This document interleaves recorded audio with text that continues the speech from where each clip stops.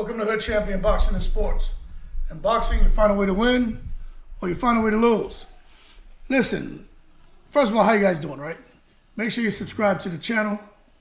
Look, you won't, this guy's over here knocking his trash cans down. Anyway, you won't regret it. Hey, look, man, let's talk about boxing, okay? And let's be clear on a few things.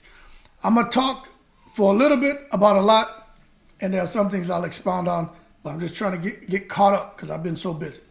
So first of all, Deontay Wilder and Anthony Joshua. Look, that is what you call a mash-up, crash-up about to take place.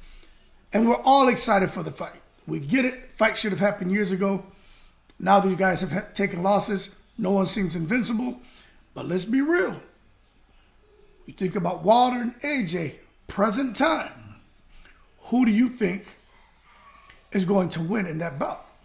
Now, I'm going to tell you, I'm not biased. A lot of people support Wilder strictly because he's black, okay? A lot of people support Anthony Joshua because they like the fact that they feel he's more of a company man. They feel that he's articulate. His marketability is through the roof. They like fighters for different reasons. Some people like Wilder because of his power. Has nothing to do with his race. Some people like AJ because they feel he's a complete fighter. Has nothing to do with marketability, nothing to do with race. Some guys from the continent of Africa are undecided because they see Wilder as an African. And we all know Anthony Joshua's parents are Nigerian. So what I'm giving you isn't my opinion. These are just things that when you have these little pockets of conversations, water cooler type talk, these are things that come up. Now, for those same reasons that people tend to like or love these guys, some people hate them for it. All right? And then when you look at Wilder, some people feel Wilder's still making excuses about those Fury losses. And they feel till this day, right? Wilder's words, right? But they feel till this day, Wilder will never come out and say, you know what, the better man beat me. And to those people, I'll say, hold your horses. Let's not take it to the stupid. You need to do your due diligence and understand those first three fights. Now, I'm not getting into it because I'm just here to touch on different subjects and I'm not going to expound a lot. But all I'll tell you is you shouldn't be hating Wilder over that. You need to understand everything that took place. Starting from when Fury returned to boxing, shit behind the scenes, everything. But that being said, when it comes to AJ, some people don't like AJ because they feel that he's entitled. And to this day, he walks around like his shit doesn't stink. And that he's something that he's not. I've heard people go out here and say they feel AJ's a paper champion. He was built. He was hand-fed opponents. Let me tell you something. AJ fought. Are we really going to argue about who AJ fought? You can't do that. You can feel how you want about these guys. Remember, it's all opinions, right? You can feel how you want about them. But let's not come and slam AJ's resume. No, hold your horses. Let's not take it to the stupid, right? Stop. Anthony Joshua fought a lot of good names. But what I will tell you is it's carefully planned, strategized, okay? But at the same time, there's only so much strategy you can put into matchmaking when they're mandatories. So for those people still kind of slagging them off, I say, you know, let's be fair, all right? But that being said, Anthony Joshua and Deontay Wilder. Tyson Fury is trying to derail that. Now we're about to transition to a whole nother subject, but we're going to kind of sit here, man, and step into this other conversation. But let's tie it all together. Wilder and AJ, there's a chance that the Saudis, you know, the secret society, you know, and the connection out there, the big money, flat fees, right? I don't know what's going on, and I can't tell you because Derek Chisora is not talking. Amir Abdullah's not talking. Only one seems to be talking is damn Tyson Fury. Tyson Fury has hit a wall. I don't care what anyone says. Tyson Fury has hit a wall. He's come out here, man. Greedy belly went on his greedy belly tirade. Wanted all the money from Usyk. No Vaseline in Usyk. Usyk agreed. Then all of a sudden, the fight's not happening, right? Got to blame Tyson Fury. Man came out here trying to suck out the eyeball of Andy Ruiz. Now, Andy Ruiz did want a ridiculous amount of money. The man wanted like 15 million, 20 million. Andy Ruiz, look, he's still riding the AJ wave. He beat AJ. We get it, unified. It's outstanding what he did. But Andy Ruiz isn't worth no damn 15, 20 million. The sweet spot for Andy Ruiz, I think, would have been 3 to 5 million. Should have taken it, man. Now you're sitting here with no fight. Who's he going to go fight? Frank Sanchez? And make $500,000? They're not paying him $1 million for that fight. Okay? Nobody getting fights over there on PBC. Should have took the Tyson Fury fight. Derek Chisora wasn't stupid. He knew he wasn't going to be out here fighting anybody to make that kind of money. Take your little 2 to 4 million, whatever he made, and now he's sitting there in the breeze. Andy Ruiz dropped the ball. But Tyson Fury could derail AJ and Wilder, because at the end of the day, AJ can say he's not worried about belts. He's not worried about championships. Yes, he is. He's tempted to go out there and take a shot at Tyson Fury to pick up that WBC strap. He is. You know what I'm saying? Fight Wilder, make some good money, or fight Fury, make great money. They both make, or fight Wilder, make great money. Fight Fury, make great money, and get an opportunity at the WBC strap. But Tyson Fury, man, I just don't think Eddie Hearn's going to go for the bull crap. They feel that, hey, look, the negotiations and the contract is already structured. It's in place. Pick up where we left off, make the fight happen. But obviously Tyson Fury is getting desperate for something for some reason. I don't know what it is, but he's desperate. But he's here blaming everybody for not wanting to fight him. Let me tell you, it's like when a guy's dating a girl. Or, he's dating a girl, and the girl loves him. He mistreating her or whatever, and she's right there chasing behind him. No, please don't go. Please don't this, blah, blah, blah, blah. And then one day you so used to her chasing behind you, right? And then when you look back, she ain't there. And you find she's gone the other way. And now she out enjoying her life, meeting people, and then you want to come up there, standing there looking crazy, got the 6 o'clock shadow going on, holding a bottle of liquor, face all haggard and shit because you sleep deprived. You know what I'm saying? Head big like a desert rat. You done lost weight because you're heartbroken and going through withdrawals. Hey, man, people only going to chase after you for so long, man. And then they're going to go out there, man, and realize, oh, man, there are other options. And once they realize that, you're in trouble. And that's, to me, what happened. Tyson Fury had somebody, like a woman that was crazy about him, chasing behind him. And then they realize, hey, there's men being born every day, man. Forget about you. That's what happened. There's fighters being born. There's fighters out here. There's other opportunities out here for me. There's money out here. Maybe not the kind of money that I wanted to get with you, but you were trying to suck up my eyeball. Now I can come out here and make a good 5, 6, 7 million. You got to worry about the BS. You see, when you're stress free, things are so much better, and that's what I think's happening. So now Usyk isn't even really stressing Tyson Fury. He's about to fight Dubois, and I'm gonna tell you right now, Usyk tranquilizes Dubois. But I understand Dubois is mandatory. Usyk got to fight his mandatory. Frank Warren is going to push Dubois. So Usyk gets a stay busy fight. And I think that's why Tyson Fury is panicking, because he's not getting a stay busy fight. And Usyk going to be sharp as a razor. He's going to be on point. He's going to be on point. And if they still have this whole thing that takes place end of this year, Wilder, AJ, Fury, Usyk, Fury going to be in trouble. So word around town is Fury wants to fight AJ, wants to fight Usyk, but now he's supposed to be fighting this guy Dempsey, McQueen out there in Australia. So that conversation is kind of flared up, then it kind of fizzled out, and it flared back up. But I do believe Tyson Fury is going to take something and make a fight soon, because he knows he can't come in there with ring rust going against Usyk. Usyk is no joke. And I'm going to tell you, Usyk at his best, in my opinion, wasn't fighting Chisora, wasn't fighting any of those guys when he first became a heavyweight. I like Usyk in that second AJ fight when he was with Robert Garcia. Usyk was, not Usyk. I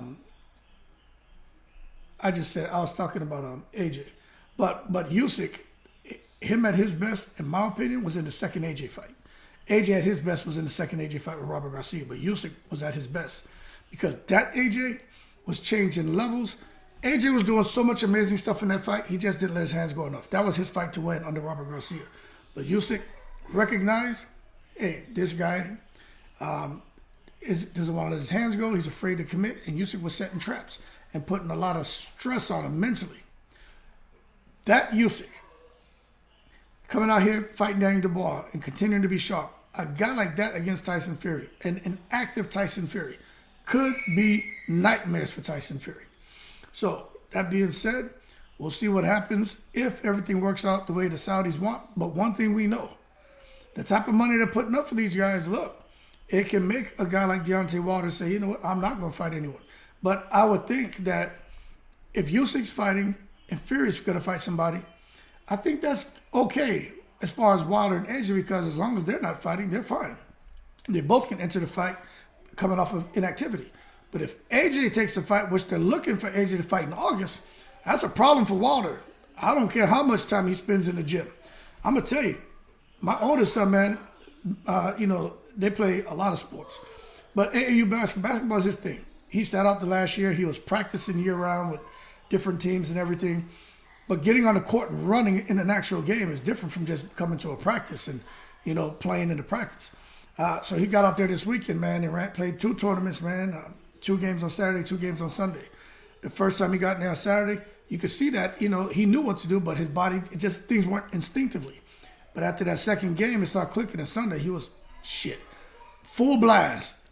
So what I'm getting at is the same thing with boxing. Plus, like a lot of you, I spend time in the gym as well. And I'm going to tell you, it's things your mind will tell you to do, your body won't respond.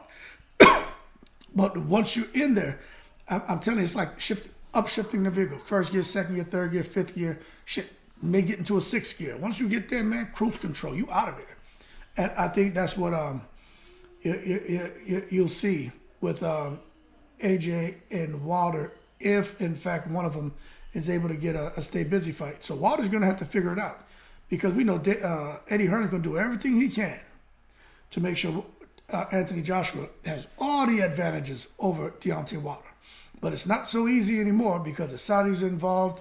AJ doesn't have a belt. But whatever advantage Hearn can create for AJ, he's going to do that. And I'm not sure there's many advantages Wilder's team can create for him over AJ, fighting over in Saudi. I just think for Deontay Wilder, he's got to be as sharp as possible and try to get the knockout. Now, Deontay Wilder, Gervonta Davis. Who's the hardest hitter in boxing pound for pound? Well, we can sit there and have that argument. In my opinion, this year, it could be Gervonta Davis, could be Wilder. But once these guys get another 5, 6, 7, or 8 fights, and if they're not getting the KOs, then what happens to the KO percentage? It drops.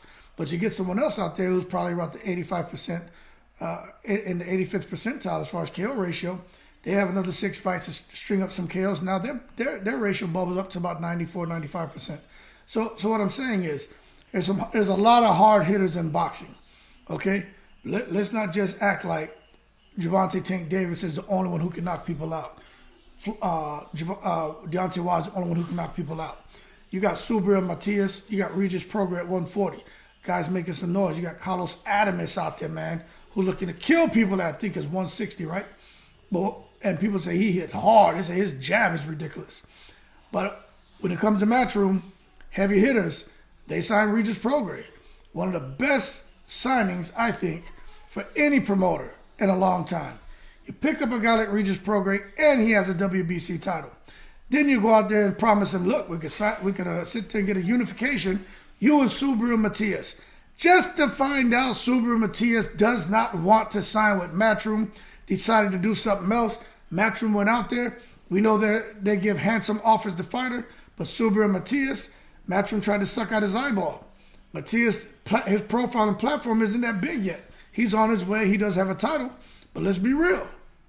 He's not Regis Prograis. He's not Josh Taylor. Shit, he ain't even Rolly Romero. He ain't Ryan Garcia. Okay? So he ain't Teofimo Lopez. Let's put some things in perspective here when it comes to Subriel Matias. But at the end of the day, he chose to do something different. Now you got Regis Prograis hanging around a Matchroom at 140. Who's he going to fight? Jack Catterall? Boom, he fights Jack Catterall. And then what? So Eddie Hearn's going to have to figure it out, because that was the fight to make. And I think that's the carrot they dangled in front of Regis Prograis. And now he got to sit here, man. Basically, he going to make good money. But who's he going to fight now? Fight New Orleans, but who's he going to fight? So let's just be real, okay? I think Eddie Hearn dropped the ball on that one. He should have did what he had to do, at least for a 2-fight deal, to give Matias a little bit more money than what he would get anywhere else. Just a 2-fight deal. Just to get that damn belt over there so Regis Prograis could scrap with him and he can become a unified. Or he runs a risk of losing too, you know, it's just boxing. But I think Regis Prograis is just, I think he's the man to beat at 140. I'm being honest with you.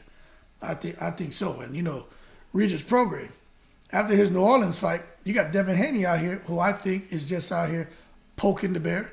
I don't think Devin Haney has any true intention on trying to fight no damn Regis Prograis. What the young boys say, clout chasing. You know what I'm saying? I think he's clout chasing. Ain't no way in the world Devin Haney dad gonna let him get in the ring with no damn Regis Prograis. Now Devin Haney can fight, he can box. But let's understand this. My 2 questions. Devin Haney fighting Regis Prograis. Devin Haney fighting Tank Davis, right? Hear me out on this, right? For those of you out there who feel Devin Haney was able to come across a 4-for-1 deal and pick up all those belts, right? You're right. Did he beat Kambosos both times? Yes. Did he show you something in those 2 fights to make you say, Devin Haney's a great boxer? He should have showed you, you should have come to that conclusion before Kambosos. That being said, did he show you enough in those Kambosos fight for you to think he'll beat Lomachenko? Now, I understand right now, man, you know, it's alarm red, mop 4, the sirens and shit are going off.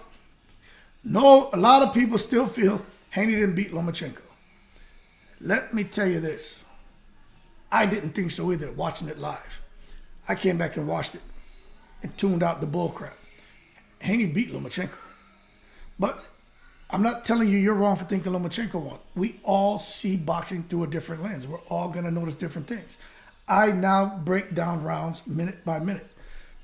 So I look at what's going on. I'm looking at the hard shots. I'm looking if someone gets hurt. I'm looking at knockdowns. I'm looking I'm looking at everything. You just can't come in there and coochie-coo somebody 2 minutes and 59 seconds, and then somebody puts the hand of God on you and has your ass stiff like a mannequin and think I'm going to give you the round. Like, nah. Boxing really is about who inflicts the most damage. But at the same time, one hand of God punch versus 2 minutes and 59 seconds of coochie-cooing somebody? Man, get out of here with that nonsense. But that's my opinion. But somebody else will sit here and argue tooth and nail that the hand of God punch wins the round. And that's the problem. You know, it's hard. It's really hard. But what I was getting at is, if you didn't think Devin Haney had what it took to beat Lomachenko, and he came and he elevated his game, and he beat Lomachenko, Nomaschenko, the Matrix, right? Vasily Reeves. He beat him, right? If he's able to do that with Lomachenko, why won't Devin Haney be able to elevate his game when he goes out here and fights Tank Davis? That's all I'm saying. If he keeps winning somehow, right? It's like Danny Garcia. In the amateurs, nobody expected him to win. He just kept winning, became a pro. Look what this man did. Tearing ass up, right? He just kept winning. Bubbled up from 140, all those belts. Came up to 147. Close fights. Lost against, the Porter, the Thurman, the Spence, but close fights. But at the end of the day, a guy like Devin Haney keeps winning. So if he can elevate his game for Lomachenko, which no one gave him a chance to win, can he do it for Tank Davis? He's a master boxer. Then you got the puncher. He's got stamina. Tank has stamina. What are we going to see here? He deserves a chance. That's all I'm saying. I think Tank beats him, but I think he deserves a chance. Him going in against Regis Prograis. A lot to digest there, but he deserves a chance. He's proven to me that he has some layers to him. Devin Haney can counterpunch. Devin Haney can slip. Devin Haney can fight on the inside. Devin Haney has great composure. Power is the only thing Devin Haney lacks is power. That's it. And obviously he has enough, depending on the size of the opponent he's fighting, to make him think twice before just trying to run in on him. But Devin Haney, he definitely don't have the one-hitter quitter. He doesn't have the ability to tranquilize you. But he's got the ability to probably, he can sting you like a bee. You get some bee stings on your ass, may get some little knots on your head, but he ain't tranquilizing you. So that's the only drawback with him. But that being said, people who can KO their opponents, look, need to pay attention. Terrence Crawford, man, 135, getting busy. 140, undisputed. Jumped up to 147. Earl Spence calls him light in the ass. Sit there, put some things in perspective. When he was on that damn $1 million worth of game podcast, he said since he's been at 147, he's knocked out everybody, 100% KO ratio. Pay attention to that, people.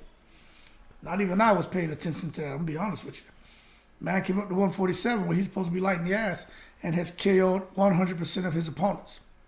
Now, some can say, well, look at his opposition. Terrence Crawford hasn't fought anybody. Terrence Crawford, he's fought Jeff Horn. Ugh. Man, get out of here with that crap. You know what I'm saying? Give that man his credit.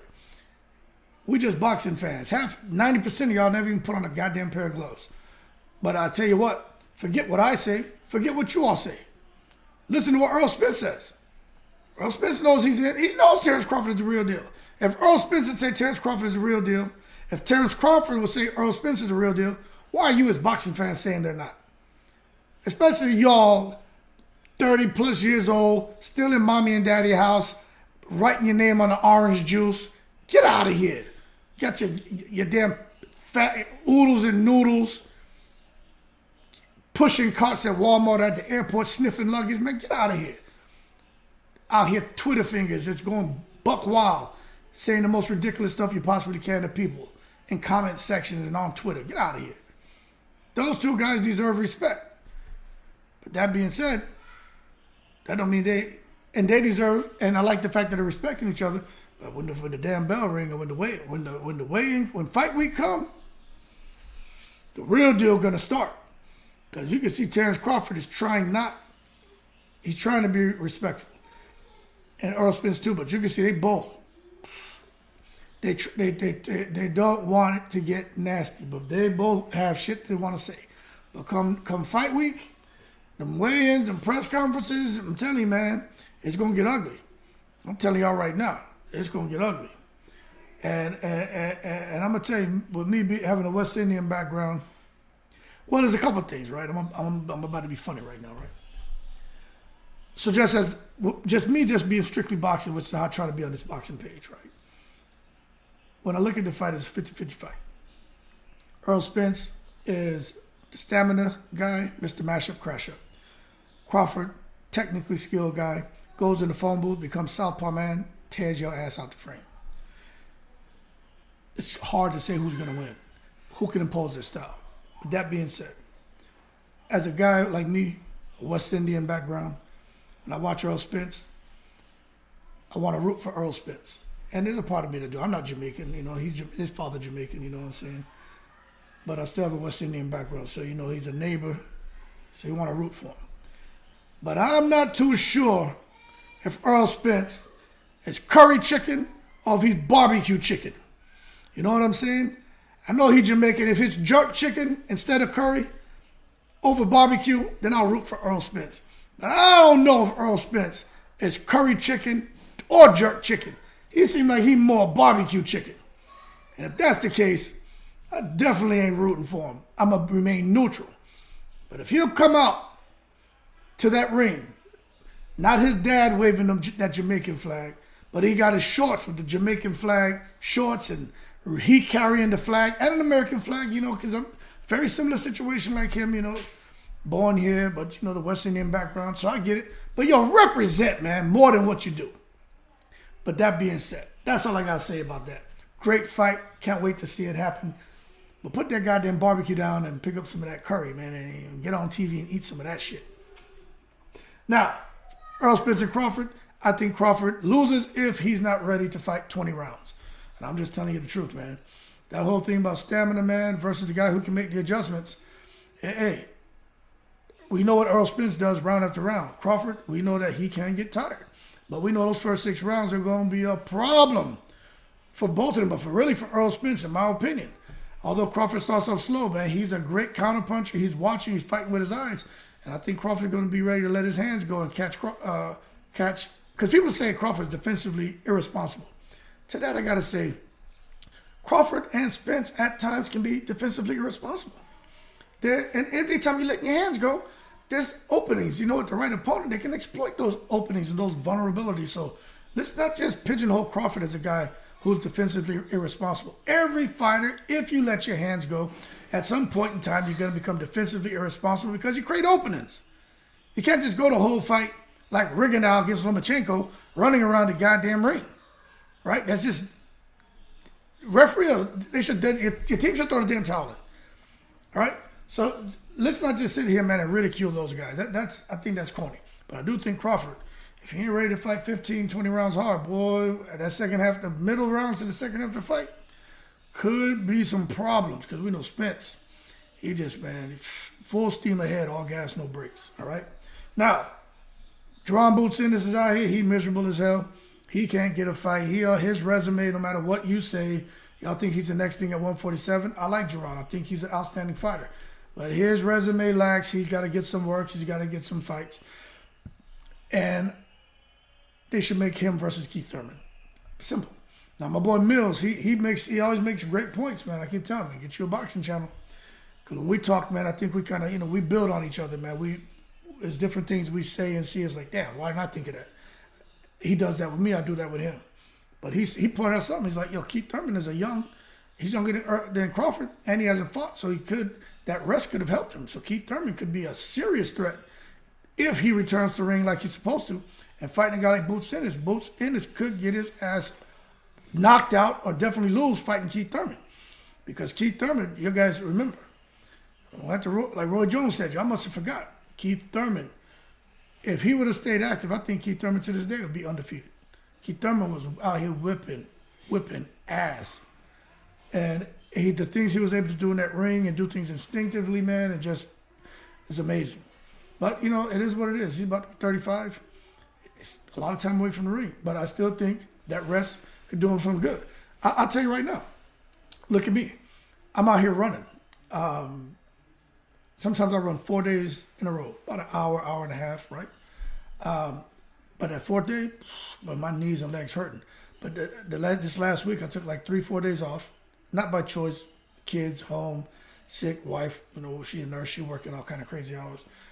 I'm out here putting resumes together because I'm getting ready to return back to work. So this YouTube shit that I'm doing, I'm about to, I'll do what I can. But, this shit ain't popping like people think. People think you're doing videos. Oh, you're making a bunch of money. No, that's not how this shit works. All right? But nonetheless, I took them 3-4 days off, and I went running today, man. My body felt great. So rest and recovery is extremely important. And that could be what Keith Thurman has had, is a couple of years of rest and recovery. And he seems to be in the gym and in shape. So he got a new high and tight haircut like he just came out of boot camp. But nonetheless, it is what it is. Now, as far as Devin Haney, who knows what he's doing, who he's signing with. Is he staying with Top Rank? Is he going to Matchroom? But I think Devin Haney should stay away from Top Rank, in my opinion, because Bob Arum showed his true colors. We know he's kissed Lomachenko on the cheek. He shows affection to his other fighters. And I don't care what you say. Devin Haney side in the Top Rank, he was Bob Arum's fighter. And for him to come out there and the camera just happened to pick up on him, had a live mic, caught his ass basically telling Lomachenko, you won that fight, what the hell, I don't know what the hell the judges were looking at. Just like the president and those guys when they had them live mics and he catched them cussing, old Obama got his ass on the microphone a couple times. That being said, when you hear somebody saying something like that, you get away from him. And I think he should. Now, the fact that we got some activity in the welterweight division, that's outstanding. You got Cody Crowley out here, you got Mean Machine out here, you got Boots Ennis, Roman Villa, you got Rashidi Ellis, Alexis Rocha. They need Blair Cobb, the best fighter in boxing right now. They need to put them guys together and start getting them fighting, get that activity going. You know what I'm saying? You got Stanley Eunice and Ortiz. They're about to get busy here very soon. But we're going to start seeing these matches get made, but they need to make the matches. And I personally think Alexis Rocha is, he's kind of carving out a little niche for himself and getting a little bit of following. A lot of Mexican fans are really, recognizing him, understanding he's the mandatory to Crawford. But, kind of, it is what it is with Crawford and Spence. But I'm telling you, I don't think Alexis Rocha is going to be hanging on too much longer, depending on who he has to fight next. That left hand can only get him so far. I'm telling you that right now. And when he fought Blair Cobb, he looked like Juan Manuel Marquez, in my opinion. He looked amazing. But I haven't quite seen that since the Blair Cobb fight. And the guy he fought this weekend, Young, that was set up for him to look like. That guy Young looked like a pre-K. He like a pre-K student. That man came in there with a Spider-Man backpack and Spider-Man thermos. He shouldn't have been in that ring. I knew it was a matter of time before he got tranquilized. But it is what it is. But over in the UK, things are bubbling. Lara and Wood, they fought. Wood was able to pick up the win, get that WBC strap. The whole thing was set up for him to win anyway. They did Lara dirty. But it is what it is. Then you look at Okolie. He came out there, man, and got his ass handled. But, they still had it. One of the scorecards was 112 or something crazy. After all the points and the knockdowns, just show you the secret society is alive and well. So it is what it is. But I'm going to tell y'all right now, when it comes to all this boxing, let me tell you, the men have things going on, but these women need to pay attention to them too, because when it comes to cheating, when it comes to all that nonsense, man, it's not just the men. You look over there with Clarissa Shields, supposed to fight Hannah Gabriel. Hannah Gabriel popped for some crazy substance. Now she's fighting someone else, supposed to be a tough Mexican fighter. Hopefully she ain't fighting that Mexican fighter that Cruz Zern fought. I don't know what his name was. Can't remember. I can't remember what the name of that fighter Cruz Zern fought. But anyway, he or she or whatever the hell that fighter was, that fighter was a monster. But Clarissa Shields should get another victory. And there's not really, what else can Clarissa Shields do? There's just not enough competition for her. But that being said, she went out there and fought Savannah Marshall, and it was a very good fight, but Shields beat her, hands down. But now Savannah Marshall's fighting Cruz Zern. And some people got mad at me because I sat here and said, I think Savannah Marshall is going to just outbox and possibly tranquilize Cruz Zern. And they're like, no, but Cruz Zern has more power than Savannah Marshall. She has more power than Clarissa Shields.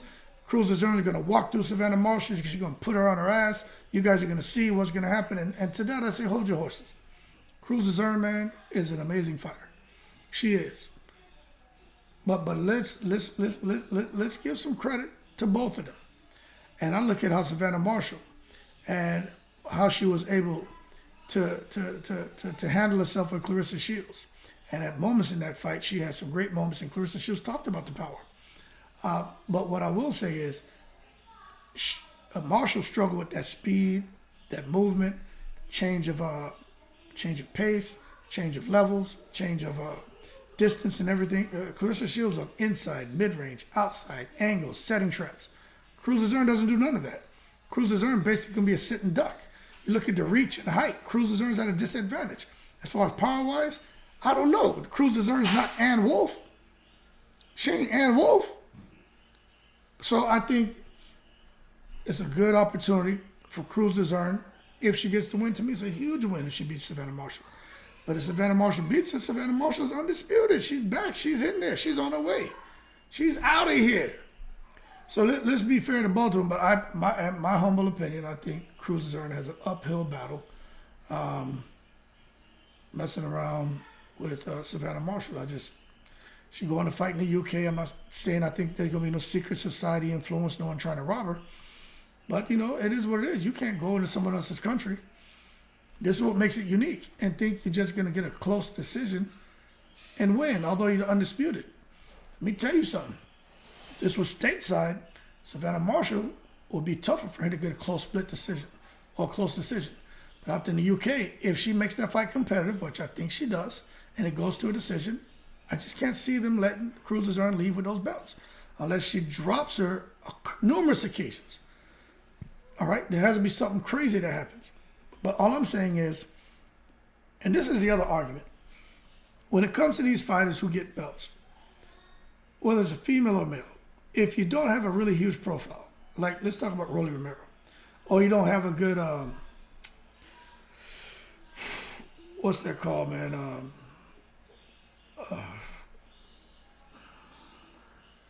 Upside, right? If you have a good upside, you should cash out.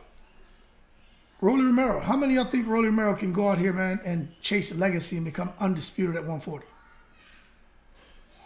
He can fight. He needs a better trainer. He can hit.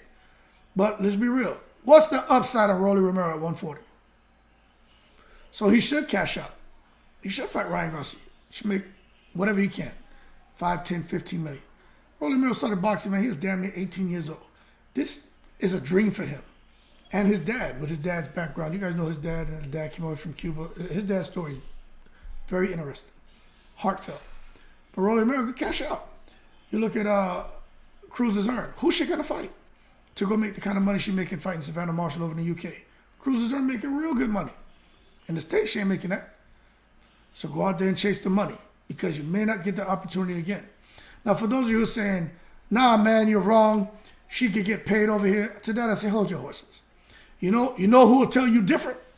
That when they have the opportunity to fight for 1, 2, 3, 5, 10 million, that they should take it instead of thinking that their value is more than what other people are saying because of how they look at themselves. Ask Sergio Mora that when he turned down the Jermaine Taylor fight for a title, coming off of that boxing show of Sugar Ray Leonard and Golden Boy, the Contender, right? This man had an opportunity to fight for a title at $1 million. Turned it down, acting like he was the big shot with the Contender title belt. They weren't hearing that shit. He never got that opportunity again. He did go on and eventually become a champion, but he missed out on that big money. Should have took it. Probably would have really put up a good representation of himself. Even if in a loss, could have gone in and probably demanded another $1 million payday. You know, he was coming off of popular Contender series, represented himself well with Jermaine Taylor, who was murdering people at the time, but he didn't. So, but it came full circle for him eventually, but I think he could have made a lot more money in boxing. But that being said, it is what it is, okay? Now, Spence and Crawford, Inoue, and Fulton. Hey, who's the real pound-for-pound king? Now, this is the argument that I heard some people saying. Oh, man, if Inoue and Fulton fight, whoever wins, that's going to be the pound-for-pound guy. If Crawford and Spence fight, the winner, that's going to be the number one pound-for-pound. I'm going to tell you this. I think you can have a number one pound for pound and a number two pound for pound. Okay? And I don't think there'll be any argument. The number one will be whoever wins with Crawford and Spence. The number two will be whoever wins. Well, I don't know about Fulton, but you got to give him credit if he beats Inoue. Will probably be the winner of Fulton and Inoue. And you may disagree with me, but that's just kind of how I see it. You know what I'm saying? It's kind of how I see it. But it is what it is, man. But before I get off of here, where we at? 37? I'll give y'all 20 more minutes. This Lomachenko stuff that's going on with the secret society, let me tell you something. Right? That's wrong for them to still keep Lomachenko running around here. Matter of fact, let me pull it up and show you. We've been talking about it, but I'm here to kind of recap and go over a little bit of everything. It's just wrong, in my opinion, for them to do what they've been doing when it comes to this 135-pound division and Lomachenko after his loss to Devin Haney, okay? Now, there have been some updates, and I just want y'all to see this to know that I'm not making this up, okay? Look here for the WBO. I'll make this a little bit bigger for you, all right? So look here. The WBO, this is updated as of 23 May. Lomachenko is number one. Stevenson's number two. Look at the WBC. Lomachenko's ranked number one. Stevenson's ranked number two. That is horrible. Now, you know what's scary is you look at the IBF. They got Lemos at 1, Lomachenko at 3. Number 2 is vacant. This is updated as a 16 May. And when you look at the WBA, it's updated as a 1 May. Once they make these updates, I would not be surprised if Lomachenko becomes ranked at number 1 for the WBO, IBF, WBC, and WBA. And that, to me, is a foul. But you know what? Some people feel that, you know what, hey, you can feel how you want, Hood Champion. But I'm going to tell you this. Many people feel Lomachenko beat Devin Haney. So as a result, it's only right that he stays ranked number 1. I don't think I quite follow that logic, but I kind of understand what they're saying. If they're saying Haney's number 1 and Lomachenko beat the number 1 to most people, right? Then he should still be ranked as the mandatory. And you know what's horrible about that? Is Devin Haney may have to rematch Lomachenko. Or Devin Haney's going to be forced to give up them belts. And I'm telling you, they just need to pluck 2 of them from Devin Haney. Then they can have all these title eliminators. Because that's what can happen. If they strip 2 of them belts from Devin Haney, it's going to be very interesting how all that sorts itself out, how all that works out. You know what I mean? But I don't think it should work out that way. I think that's wrong if they do that. And I'm just being honest with you. I just think it's wrong.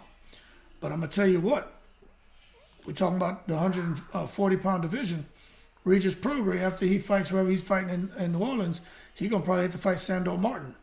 Because when you look here at the 140-pound division, you know, like the WBO, this stuff's updated as of 23 May. Taylor's the man, he fights Teofimo, which I think he beats Teofimo. But now you got Barbosa Jr., you got Carlos Ramirez going to be looking to get his hands on Teofimo. For the IBF, they need to update their stuff, but as of 16 May, the number 1 and number 2 spots are vacant. And they got these fellas' names in here, a lot of people who won't know who they are, but you got Ergashev and Ramirez who lined up to try to get a shot at Matias. Regis Prograis, we talked about him, could be Sandor Martin. You got Gary Antoine Russell at the number 2. That's updated as of 26 May, so they're still holding him, keeping him in the mix. So it is what it is. And then you look at the WBA, I'm sure they'll update this stuff soon enough. But not sure where Barroso goes, but O'Hara Davis is supposedly fighting Rolly Romero. But it doesn't look like he's going to get that fight. And O'Hara Davis is frustrated. Rolly Romero and Ryan Garcia are trying to fight. And we know when it comes to boxing and the sanctioning bodies, and also the secret society, man, they're going to do what they want to do and what's best for them and where the most money is. So we'll see how all that works out. Now, something that I wanted to point out to a lot of y'all, since everybody is so interested in what's going on in the 147-pound division, more than any other division, right? You take a look at this right here and understand this, right? You look at this. As far as the WBC column, the green heading. As of 26 May, Keith Thurman is the mandatory still. Let me tell y'all something. Keith Thurman is going to get a shot at somebody title. He's still the mandatory. And he's been mandatory for a long time. But you know what? No one beat him for that title. His inactivity, married, wife, trying to get her papers straight, bring her over here, had a kid. WBC accommodated him. And I agree with that. But I'm just telling y'all, for those of you out there who are frustrated with Keith Thurman and his inactivity, he's going to get a shot at something or someone very soon. That's all I'm saying. Then you come over here to the WBA. Look, Virgil Ortiz and Amanda Stanionis. That fight's going to happen, and someone's going to be the mandatory. But check this out over in the WBA. Keith Thurman's number 2. You can see, because Spence and Crawford are going to be fighting, right? They're going to fight 2, maybe 3 times. You could see Keith Thurman fighting the winner of Stanionis and Ortiz. You could see that because Keith Thurman is going to be in a holding pattern for quite some time. The winner of Virgil Ortiz and Stanionis is going to be in a holding pattern to the rest of this year, maybe into next year. Then you got Cody Crowley, which I think he may end up fighting the winner of Yordenis Ugas and Mario Barrios. But I think Thurman's going to end up fighting Stanionis and Ortiz because they're going to be sitting there doing nothing, and Thurman has nothing going on. I can't see him just sitting around waiting to try to get a crack at an undisputed distinction. Earl Spence said he'll never fight him. He's proven that he's going to hold his ground. So Keith Thurman would never get a shot at Earl Spence. When you look across the other sanctioning bodies, the IBF and WBO, well, Jerome Boots Ennis, I just think he's going to have to fight a guy like Roman Villa. He's going to have to do something because he's not going to get a shot. And Alexis Rocha is definitely not going to get a shot, so he may end up having to rematch with Rashidi Ellis. So, it is what it is when you look at it. The fact that Crawford and Spence are fighting is a good thing, but it's a bad thing because it may be a trilogy. And you're talking about having the first fight now, the second fight before the end of the year, and the third fight next year. That puts them guys in the summer of 2024 to even get a shot at those guys, at the winner, whoever ends up with all the belts next year. I think they're both going to drop and go up to 154. But there's so many things they can do. But at the end of the day, guys can be fighting for vacant belts, and it is what it is. Then when you come on up here to 154 pounds, you take a look at old Jermell Charlo. I don't care what you're saying. Something's wrong with damn Jermell Charlo, man. He should have been back in that ring. But we talked about it. The inactivity could kill him, man. Tim Tszyu, Jermell Charlo, it could be a problem. Erickson Lubin trying to get back on track. But when you look at it, Tim Tszyu and Brian Mendoza are the two to put some pressure on Jermell Charlo because he is the undisputed. This could be the 4-for-1 deal that these guys want. Tim Tszyu and Jermell in Australia is huge money, but I don't think Jermell will go down there. Brian Mendoza, hey, good fighter, but there's no real money in that. For Jermell Charlo to make real money, you got to fight a guy like Tim Tszyu that has a whole country behind him. But that being said, the division just isn't as hot as it once was. I mean, before Fundora, that Giraffe got tranquilized, it would have been nice to see Jermell versus Fundora because he almost seemed damn near invincible, especially what he did to Lubin's face. But then he came and got tranquilized, so nobody's really paying him any attention anymore. So for Jermell Charlo, he got to figure out what to do next. And when it comes to Jermell Charlo, he knows he got his brother bubbling around up there at 160 pounds, and he's not going to be back in the ring anytime soon. But when you look at 160, we just got to be real here. And look at the rack and stack. There's some good fights to be made at 160. Lara is supposed to be fighting Danny Garcia, and at a catchweight for an actual title. Show you how the secret society works. When they want to do something, they do it. How the hell are you going to fight for an actual title at a catchweight?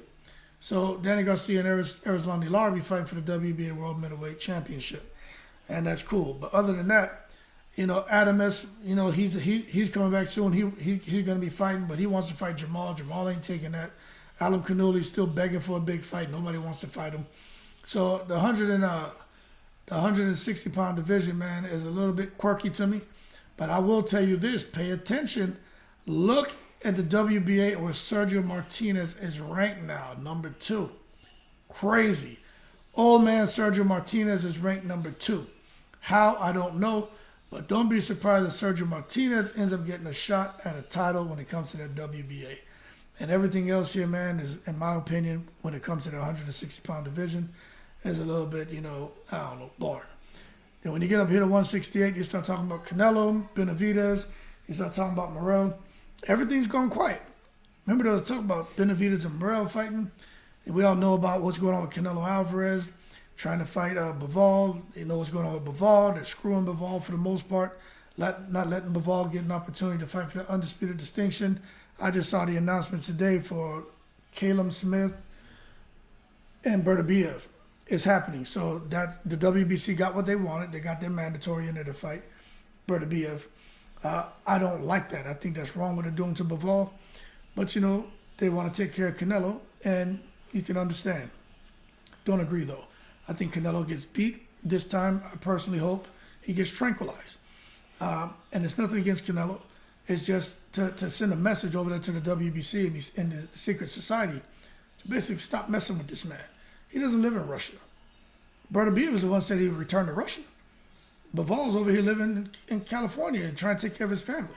Neither one, my understanding, is sending money to Russia to support the war effort. So what are we doing? But then again, maybe they know more than me. I'm just a guy sitting back here, retired guy, just making a little content for my little almost 3,000 subscribers now. And it's been a year and I'm almost at 3,000. So good. I'm not at 100,000. I'm not at 200, but I'll tell you what, I think we can get there as long as we keep pushing. But one thing I don't think is going to get there is Bivol for an undisputed distinction, because what they want is for Canelo to clip Bivol somehow, and then for Canelo to become undisputed at 175 pounds. But he's going to have to do something here at 168. Might as well just drop the belts. If you don't want to fight Benavidez, you don't want to fight Morrell, you don't want to fight Demetrius Andre, drop the belts. Drop the belts and go on and do something else. We know you're the man. Nobody beat you for the belts. But they're going to say you're putting duck sauce on your fried rice or duck sauce on your carne asada. Matter of fact, that duck sauce on that damn carne asada may be some good stuff, man. I live out here in Texas. I know they got some good Mexican food out here. I may have to try that. Maybe the Canelo special. Duck sauce on the goddamn carne asada or that roast corn. I may throw some duck sauce on that. But that being said, with Canelo Alvarez, you got to do something, because it's just quit holding up the damn division, man. Okay?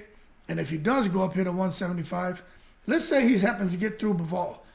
Canelo Alvarez stands still. He gets hit with shots he would have never got hit with before. His defense is still good, but it's not impeccable like it once was. he fights Bertabiev. Who y'all got winning that fight? That's all I'm saying. Bertabiev will tranquilize him. And we coming up here to the cruiserweight division, I don't even want to talk about it. I have nothing to say about no damn cruiserweights. I touched on Okolie a little bit. I'll leave that as that. But when you come up here and talk about these big boys at heavyweight, man, oh man, you got Zhang out there. Zhang's out here. You got to fight Joe Joyce again. Usyk is fighting Dubois, Fury, maybe fighting Dempsey McQueen, Wilder, and Joshua. We talked about them. They both don't seem to have anything going on. But they need to get some, if they're going to go into the fight in December with no fight in between, good. Both inactive, fights even. But if someone gets a fight in between, could be a problem for the other one because they'll be sharp. Ruiz Jr., he's out here, man, trying to make the most money possible, riding off of that win off of the Joshua fight, which I think he dropped the ball by not taking the Fury fight. Stupid. You take a loss to Fury, it doesn't hurt you as much as taking a loss to like a Joseph Parker again or a Hrgovic. And you're going to be fighting for less money. So to me, Ruiz Jr. dropped the ball. Dillian White could be some good food for Anthony Joshua to stay busy fight. I think Joshua would tranquilize him. But if Joshua's in there playing coochie-coo, Dillian White could catch him. Luis Ortiz, sad that this man can't get fights. People talk about someone who's been avoided. Luis Ortiz has been avoided. I get it. His team dropped the ball to fight for the unified titles against Anthony Joshua when... what's his name, tested positive for the crap, but Jarrell Miller. But at the same time, they just won't give this man a chance. And he's going to retire from boxing knowing that he never got to really fight the best. Joseph Parker reminds me of Austin Trout. This man fighting as often as possible, making his millions. He doesn't care. So Joseph Parker is going to do what he has to do. He doesn't care who he's fighting. He's fighting a nobody out there in the damn Australia or New Zealand right now. Joseph Parker just does not care. And a matter of fact, Dubois and Usyk supposed to be fighting in Poland. And then you got Flip Hrgovic, who just seems to be super miserable because he coming off of the controversial loss to Zhang. He had just lost his dad.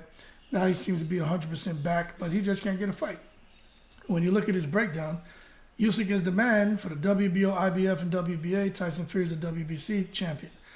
But when you look at it, man, you know, Andy Ruiz is ranked number 1 for the WBO. And the IBF, you know, is Flip Hrgovic. And Andy Ruiz is ranked number 3.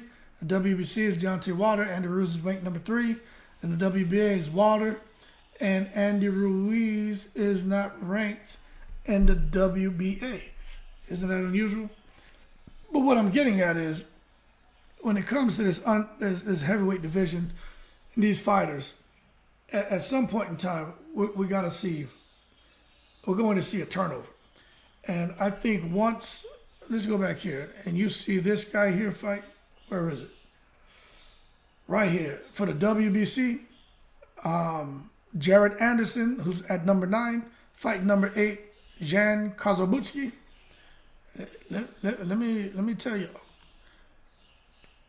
y'all may see Jared Anderson lose that fight. That's all I'm saying. I'm not wishing bad on him. I'm just telling you that's a tough fight. That is a very, very, very tough fight. Okay? So it is what it is. Now, I promised y'all an hour, right?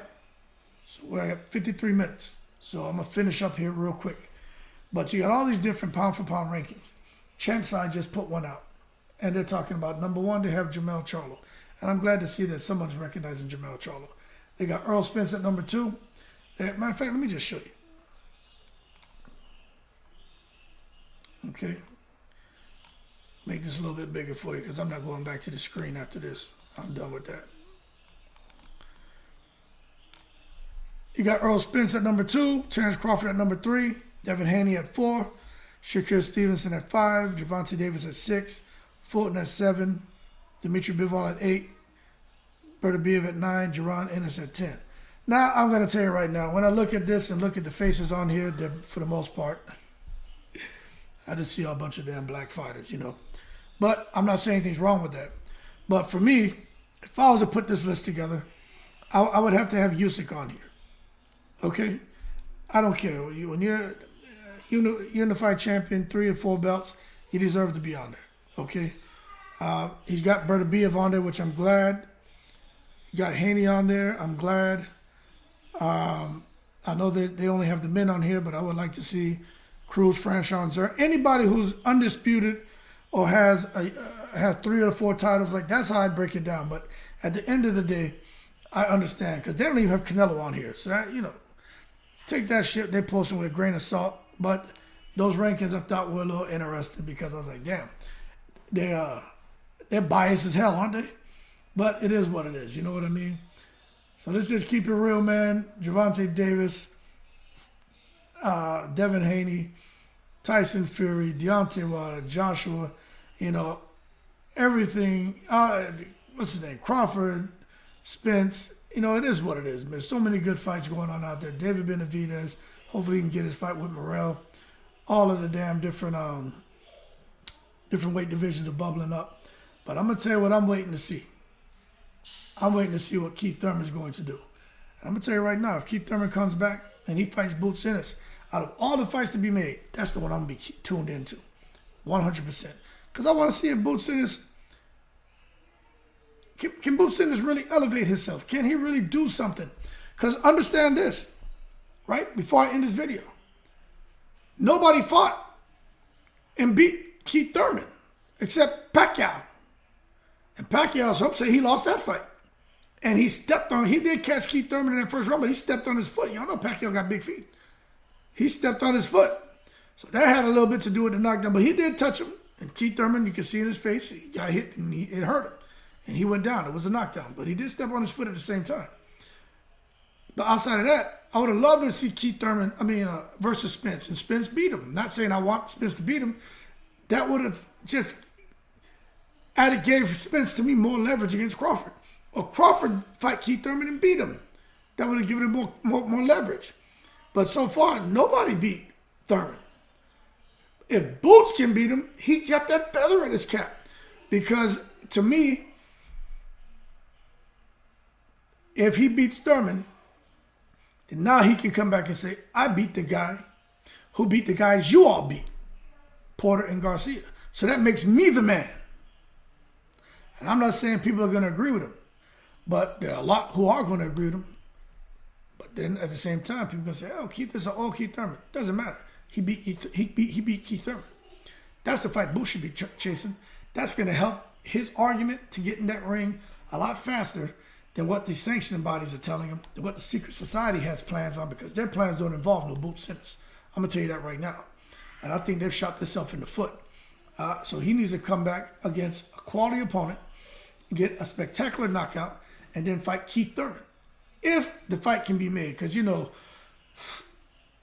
we just learned from Spence and Crawford that when you got the greedy bellies involved, they prevent fights from happening. And when the two fighters get together and they can sit there and talk and have those aha moments and realize it's not them, it's the greedy bellies, things can happen. But I think the greedy bellies are going to be involved because Thurman, his profile isn't what it used to be, and Jerome Boots Ennis' profile is nowhere near even an active Keith Thurman.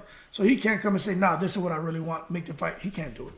He can't do it. And neither one of them had a connection with the damn, with the hedge fund money.